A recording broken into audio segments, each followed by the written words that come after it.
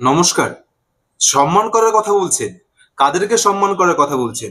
দেশের সাংবিধানিক পদে যত মানুষ বসে আছে, দেশের সাংবিধানিক পদ দখল করে যারা বসে আছে তাদের প্রত্যেকের প্রতি সম্মান আছে, শ্রদ্ধা আছে। শ্রদ্ধা আছে ওই চেয়ারটার প্রতি, শ্রদ্ধা আছে ওই সাংবিধানিক ক্ষমতার প্রতি। কিন্তু কাদেরকে সম্মান করার কথা বলছেন? যারা, আপনি ছাত্র আন্দোলনের কথা ছাড়ুন, সে কথা নয়, পরে আসছি।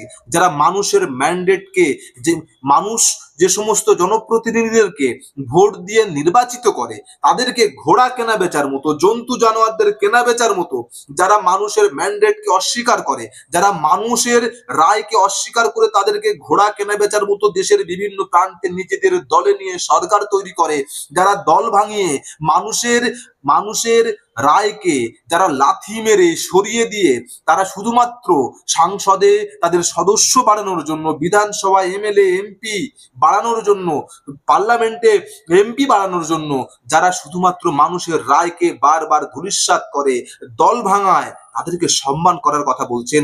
তারা সাংবিধানিক যে কোনো পদেই বসে থাকুক না কেন, তাদের বিরুদ্ধে কথা বলার, তাদের বিরুদ্ধে আওয়াজ তোলার অধিকারও আমাকে আমার সংবিধান দিয়েছে, আমাদেরকে আমাদের সংবিধান দিয়েছে। গণতন্ত্র, গণতন্ত্রকে আজকে ধ্বংস করে দিয়েছে। গণতন্ত্র আজকে ধ্বংস হয়ে গেছে। মানুষ তার ভোট দান দিয়ে মানুষ একটা দলের একটা প্রতিনিধিকে নির্বাচন করে, সেই প্রতিনিধিকে সেই দল থেকে নিয়ে এসে নিজের দলে নিয়ে আসা, দল ভাঙিয়ে সাংসদদেরকে নিজের দলে যারা নিয়ে আসে তাদেরকে সম্মান করার কথা বলছেন। তাদের প্রতি ধিক্কার, তাদের প্রতি ধিক্কার জানায়, ধিক্কার। তাদেরকে সম্মান এই জীবনে কখনো করা হয়ে উঠবে না আমার। ছাত্র আন্দোলন যারা করছে তাদের প্রতি লাঠিচার্জ করছেন অনৈতিকভাবে, তাদেরকে ধরে মারছেন, তাদেরকে ধরে জেলে ভরছেন। তাদের ন্যূনতম একটা ছোট্ট দাবি ছিল তাদের সাথে কি আলোচনা করা, শিক্ষামন্ত্রীর পদত্যাগ। এই নিয়ে কাউকে কখনো দাগিয়ে দিচ্ছেন দেশদ্রোহী, কাউকে কখন দাগিয়ে দিচ্ছেন চীনের দালাল। ছোট্ট একটা আন্দোলন, ছোট্ট একটা কথা, এতদিন পর্যন্ত যদি তাদের পাশে গিয়ে তাদের কথা শুনতেন, এতদিন পর্যন্ত এই আন্দোলন এই ভয়ঙ্কর রূপ নিত না।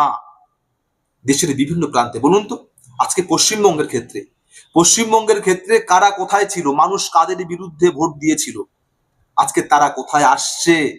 আজকে মানুষ যে আশা নিয়ে ভোট দিয়েছিল যে হ্যাঁ এই সরকারকে আনার পরে, এই সরকার আসার পরে হয়তো কেউ ভালো তৃণমূল থাকবে না, কেউ খারাপ তৃণমূল থাকবে না, ভালো তৃণমূল কেউ থাকবে না, যারা চোরগুলো যাবে জেলের মধ্যে, সেই সমস্ত চোরগুলো আজকে কোথায়?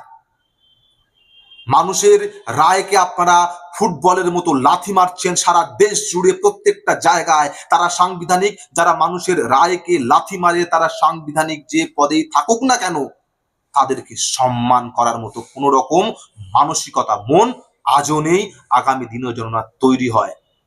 কোথায় গেল, কোথায় গেল তারাতলায় যে বিল্ডিং ধস নামলো, তার সেই সময়কার যিনি পুরপ্রধান ছিলেন, পৌরপিতা ছিলেন, তিনি আজকে কোথায় গেল? অ্যারেস্ট হচ্ছে না কেন? কিসের জন্য হচ্ছে না?